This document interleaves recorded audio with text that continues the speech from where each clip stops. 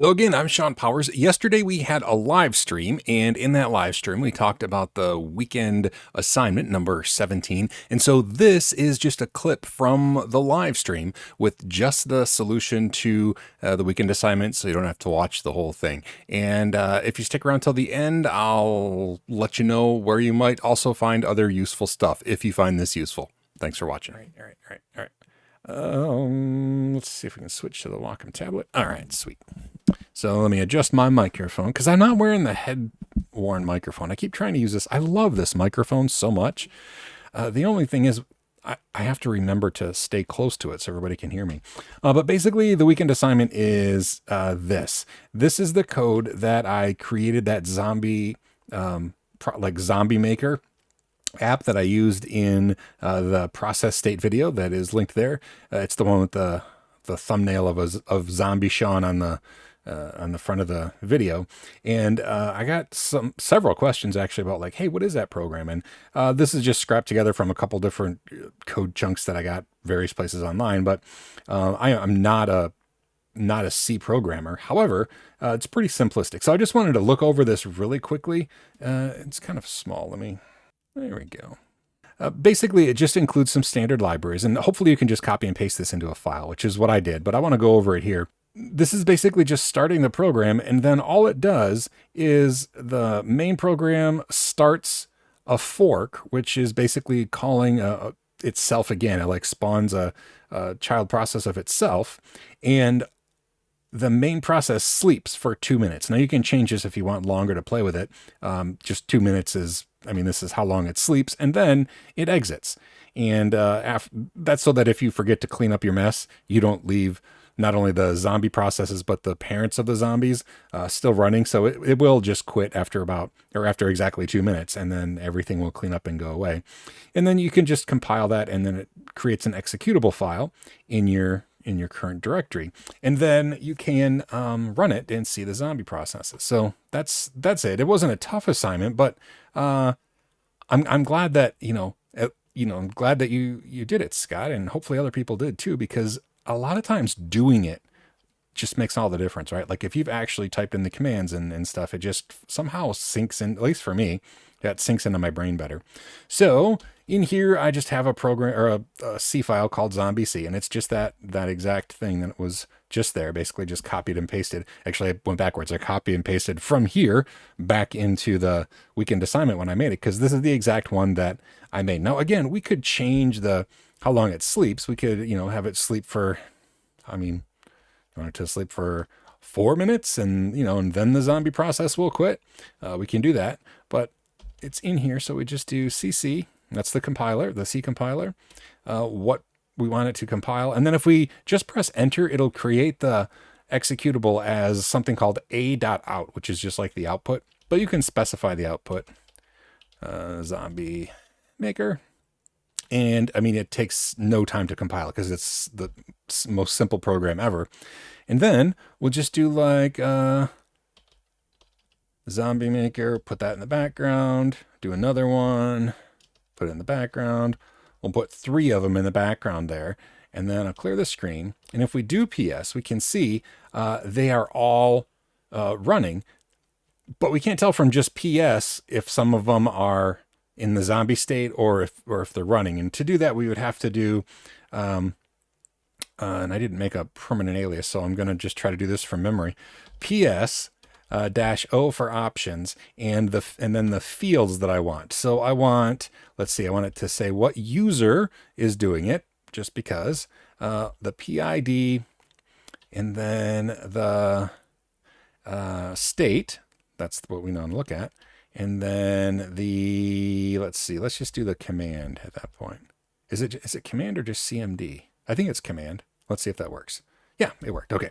And so what this is going to show us is, they're all running by me. I'm the user. And then these are the process IDs. This column here, this shows us the state. So this is the first one that I ran, the program, and it spawned this defunct zombie maker. So it's a zombie process. It's not actually running, but it has a process ID in the process table. And so it's taking up room there, even though it's not executing. And just like in the video, we can't, I mean, we can try to kill it. We can do, kill, can even use sig kill, the strongest kill we have. And 161, where is it? 3757, 3757. And I mean, it'll send it to that process, but again, the process isn't really running. It's already dead. And so we're going to see the exact same things are there. It's still there. It's still a defunct process. So if we wanted to actually get rid of it, we would have to kill the parent. So we would do kill -9, 1613756. And then if we do the PS command, we'll see that both of them, both the actual original Zombie Maker app and the zombie child process that it started disappeared, because once the original parent process is gone, the zombie process disappears as well. Now, I did mention in the weekend assignment, we could do PS -- forest. And if you do that, it's just a kind of a neat visual diagram of parent and child processes. So you can see everything is under bash, right? I mean, bash is the shell that we're in.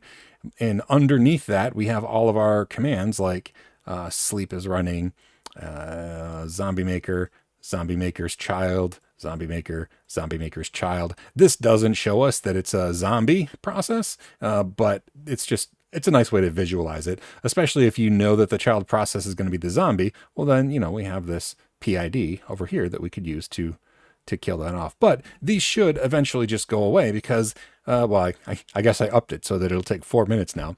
But let's come back and see if they do just fade away. And I think that was the whole process. Now, if you didn't have the tools for compiling on your system, like Ubuntu, it's sudo apt install build -essential. I honestly don't remember what it is for Red Hat or CentOS or those, but basically you have to get the compiler tools installed in order to be able to compile. And it doesn't really require any like fancy libraries because it's a pretty simplistic program. But without CC installed, you actually need to do that. And I guess that's it. Yeah, that's all there was. Any questions? How do we do here? Oh, let me see if there's questions. PS alias on my bash RC. Oh, cool. Yeah. Does this pop up here if I do this? It does. Good. Dun, dun, dun. Yes, cool. You can tell. Oh, let me look down. Can you have an? Oh, okay. So, to see what's on deck for exit, that's basically just if it's a zombie process in general. When you kill the parent off, that's when it's going to be the one that exits. Thank you, Bite Moose. I'm glad. I appreciate that. Can you have an orphaned zombie? I do not think so, because if the parent dies off, I mean, unless the parent itself is a zombie. But I mean, even then, once it goes away, then there might be like 2 generations of zombies. Now that's interesting. That would be an interesting thing to see. Can you make a process that creates a child, which creates a child, and then all of the children are zombied? Will the lowest one fall off if the one above it becomes a zombie because it exits? I don't know the answer to that.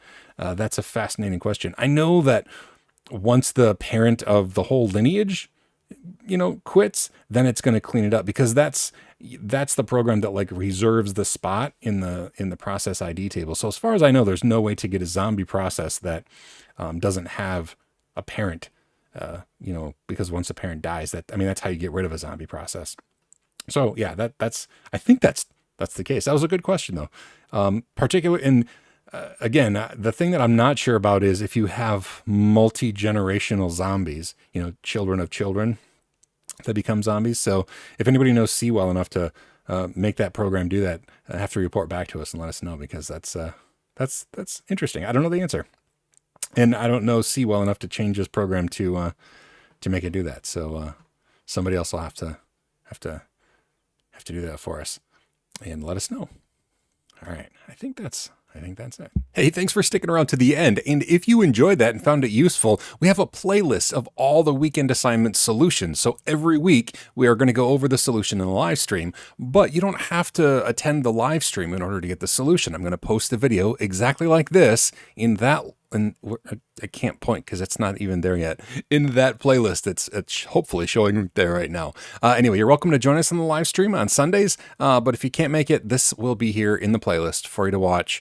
Hopefully the Monday after we do the live stream. Anyway, thanks for watching. I'll see you next time.